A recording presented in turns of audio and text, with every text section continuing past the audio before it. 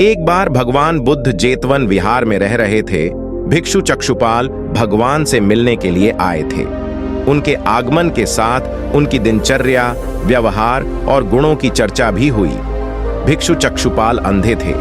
एक दिन विहार के कुछ भिक्षुओं ने कुछ मरे हुए कीड़ों को चक्षुपाल की कुटी के बाहर पाया और उन्होंने चक्षुपाल की निंदा करनी शुरू कर दी कि उन्होंने इन जीवित प्राणियों की हत्या की।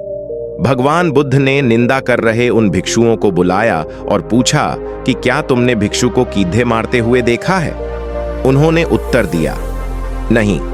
इस पर भगवान बुद्ध ने उन साधकों से कहा कि जैसे तुमने उन्हें कीड़ों को मारते हुए नहीं देखा, वैसे ही चक्षुपाल ने भी उन्हें मरते हुए नहीं देखा और उन्होंने कीड़ों को जानबूझकर नहीं मारा है, इसलिए उनकी भर्त्सना करना उचित नहीं है।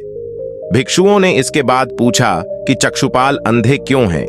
उन्होंने इस जन्म में अथवा पिछले जन्म में क्या पाप किए?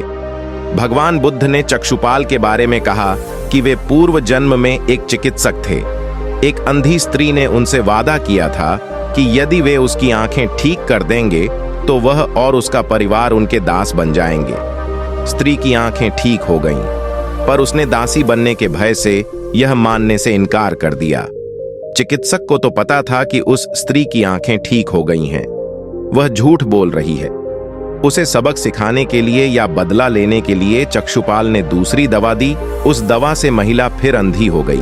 वह कितना ही रोई पीटी, लेकिन चक्षुपाल जरा भी नहीं पसीजा। इस पाप के फल स्वरूप अगले जन्म में चिकित्सक को अंधा बनना पड़ा।